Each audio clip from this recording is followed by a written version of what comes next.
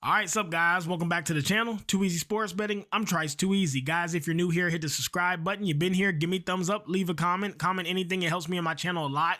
If you'd like to join my sports betting community and Discord server, it's 10 measly ass dollars. It's in the pinned comment and description. It's a great time. It's a lot of fun. We're in there all day, every day, talking sports, sharing slips. We'd love to have you in the community.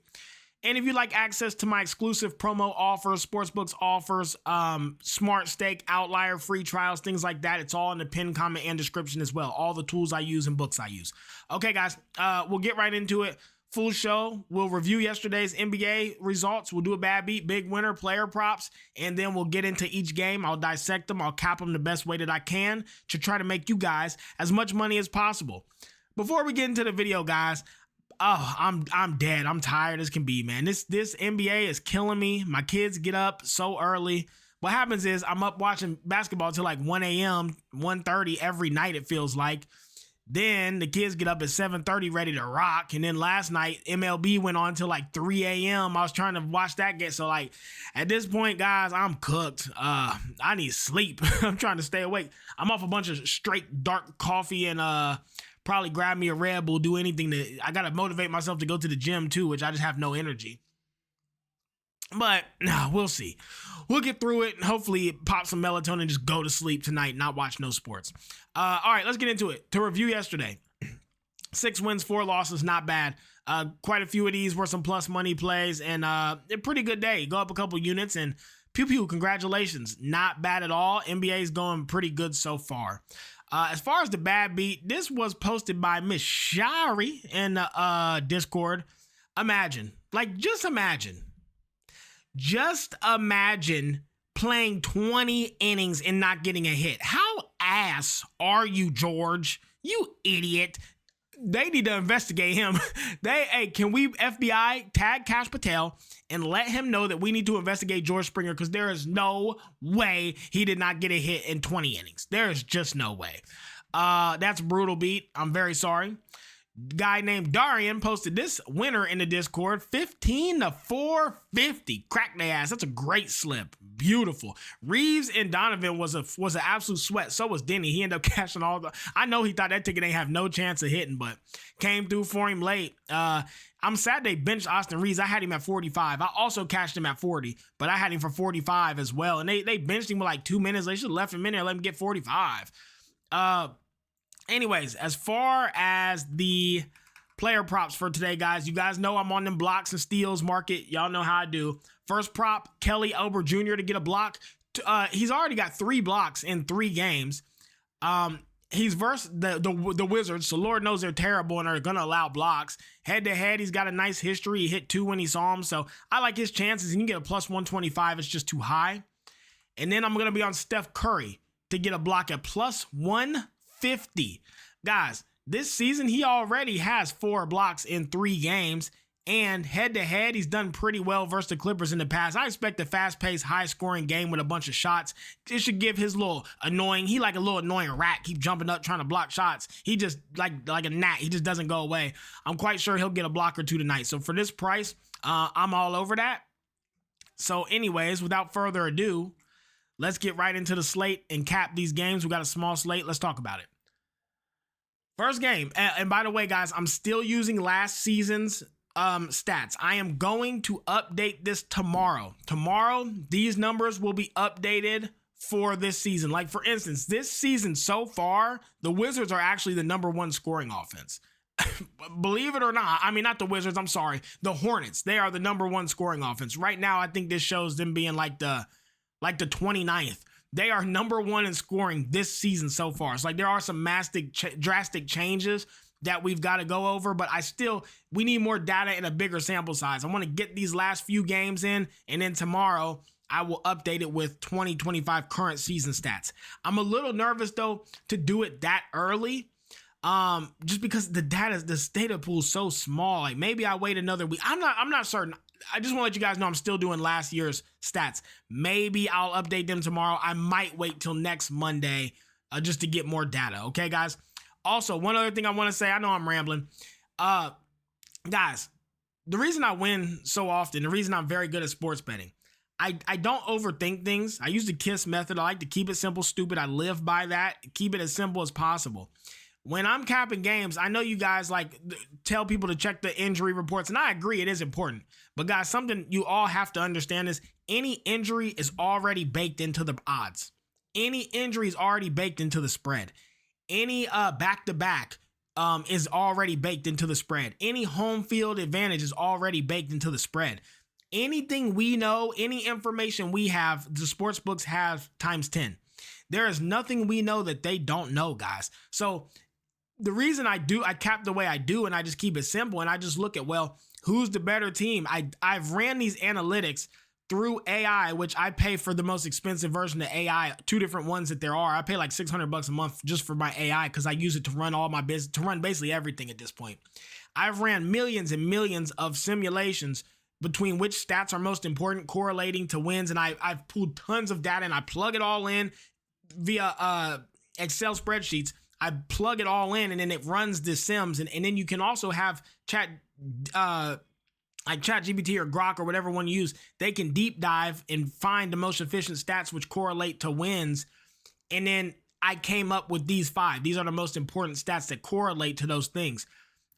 Who's injured, whether they're on a back-to-back, whether they're traveling, historic data, all that is already baked into the odds. So you don't need to worry about that stuff. You need to worry about the team as a whole. How do they score? How do they defend? How do they hit threes? How do they defend a 3? How are they on defense? How are they on offense? That's it. You don't need to worry about all these intricacies. The sportsbook's already done it for you in the price that they share. The reason I always seem to just win a little bit more than I lose, gradually over time, make money, I don't worry about it. That will sway your decision. You get to worry about, but this injury, so I'm going with this side. The book already thought of that when they gave the price out there, guys. You got to look at the team as a whole and keep it simple. That's why I do this. It's just my little spiel on it. Okay? Anyway, 76ers versus the Wizards. Guys, as of last season, there was no major discrepancies between these teams. They were both terrible. I do still think the 76ers are an awful team, but they haven't lost. They are finding ways to win. I'm still very unimpressed with them, but the Wizards are still probably the worst team in basketball, especially now that the Jazz has turned it around. They're awful. Them and the Nets are just god awful teams. I can't get away. I'm going to take the 76ers to cover 5 versus the Wizards. I think they can. Give me the 76ers by 4.5. And if you look at the chart, Washington, though, plus 4.5 went from plus 108 down to like minus 108. Vegas thinks the Wizards may cover this. I just want to be transparent because I'm fading Vegas. This chart's scary because the price going down means that Vegas is like, hey, now, this 108 got bought up quickly. We got to push the price down. They dropped it a lot. 108 to minus 108 is a lot of, that's a big drop. So something to consider. Vegas, I think, really likes the Wizards here. I'm fading them. I think the 76ers get it done. Next game, Hornets versus the Heat. Guys, this Hornets team is very, very, very good. Very good. They are hooping. I think LaMelo might be the best point guard. I think LaMelo might be the best point guard in the league currently. I know people are going to say SGA, Steph, maybe argue he's top 3, top 5, but with the team he has, I don't think there's anybody doing what he's doing. That's just my opinion. Sports are always opinionated, guys. I'm really a fan of his. I think he plays great. Hornets are the best scoring team in basketball currently. I know this would say otherwise, but they've completely turned it around, similar to the Jazz. The Heat's defense is really good. I like the Bulls more than I think the Bulls are the spread covering team to watch, the dark horse. The Heat don't impress me much. Their offense is just terrible in my opinion. It's slow paced and it's methodical, but it's not good enough to play like that. They don't want to play like the Thunder, but they don't got the talent of the Thunder. I think the Hornets can get this 5.5 done. The Heat's defense is good. I don't think it's good enough to stop the best scoring team in basketball currently. So all these discrepancies here, I think, go away. I think you have a very even ball game. Wouldn't be surprised if the Hornets can pull out a win, but definitely think they can cover 5.5. As far as the chart goes, Miami minus 5.5 is moving downwards. Only moved a few cents, so there's nothing much to say here. I mean, Vegas isn't like setting up a trap or anything. They're not heavy on Miami or the Hornets. They're just kind of following the money right now. Most of the money's coming in on the Heat, so that's all. But yeah, give me the Hornets plus 5.5. Next game. Knicks and the Bucks. This is an interesting game here. This one, I really struggled to cap this game. I was like, man, I don't even know. So the Knicks have been pretty impressive. I thought they wouldn't be better than last year, but dude, they look good. If we look at this game, I think the Bucks can D them up, but I also think the Knicks are going to score, like they're a scoring team. I do think the Bucks control the rebounds and the glass. I think they get a bit more chances. I think that they will be able to. I mean, Giannis is playing quite well too. The Bucks are a scoring ass team though. The Knicks defense is really bad. It's always been their Achilles heel, but this year I think their defense looks a little better so far. They were 22nd in 3-point D and 22nd in field goal D last season. Last season the Bucks would score all over them. This season, I don't know. I think this 229 is a bit high. You have two pretty good defenses. I don't think this reflects their current skill. And I don't think the Bucks play hyper fast to get like 230 is a lot of points. Did y'all watch that Heat? Was it the Heat and the Bulls, or was it the Hawks? One of them games, dude. Them boys scored like 260 points regulation. They were just could not miss. Shit was crazy. We cashed that over. Anyways, if you look at the chart, it's kind of staying stale at -115 for the Knicks. The Knicks are traveling to Milwaukee to play the Bucks. I think this is too even of a game. I can't get there with the Knicks. I think the Bucks are a good matchup versus them. I'm going to be on the Bucks plus 1.5, but it's not my favorite play because I am impressed with the Knicks right now. If they can win this game, I'm going to start looking to back them more because they're solidified at that point. Like, man, what the hell? But I got to see them beat the Bucks at home. I want to see them win this game because the Bucks are really solid right now. Next game, Kings and the Thunder. Guys, again, I tend to be right about these things. I think the Thunder, I'm dead serious. It's like they're paid to not cover big spreads. It's like they're being paid to keep games close. I think they are so good that the league has to basically handicap them. Either the refs are against them, their coach is corrupt. There's something. I don't understand how they're not blowing these teams out. It's like every game is just close, but they still drastically find a way to win. Like, I don't get it. Anyways, not much to talk about in this one, guys. The Thunder have every advantage. We know that. The Thunder are a much better team. The Kings look like shit. The Thunder have shown us time and time again they can't cover a big spread. They're what, 1 for 4, 1 for 3 against the spread. They can't cover big spreads. They're winning by 3 to 5 points. They are not covering these spreads, and now you're giving me it's getting worse. We're going backwards. Now you're giving me a 10.5. I hate the Kings. I think they suck. Give me the Kings plus 10.5. There is no way. The Thunder can't cover a big spread. Chart's kind of staying stale. Not much to talk about there. And it did try to go up, and then it got bought down. So when they tried to make the Kings price more appealing, big money bombed it back down. So it's going to stay at that like -105 range.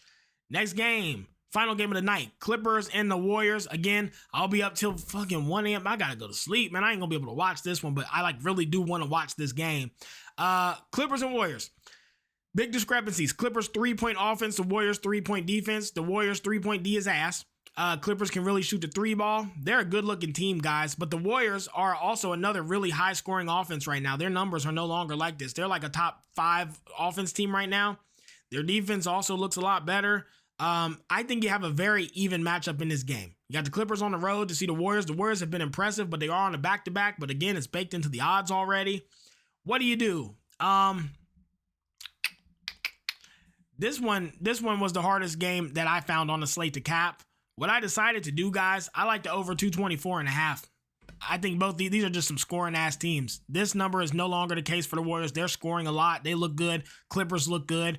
A couple scoring ass teams with good 3-point shooters and not great 3-point defense. And even though the Clippers 3-point D is good, you can't stop the Warriors from making threes. So I don't think that's going to matter. Chart staying pretty stagnant. More money came in on the Clippers, but give me the over. I think this goes high scoring. Over 224.5 is where I'll be in this one. All right, guys, that's all for me. NHL videos next. Let's get out of here. Let's get a bag. Let's crack these folks.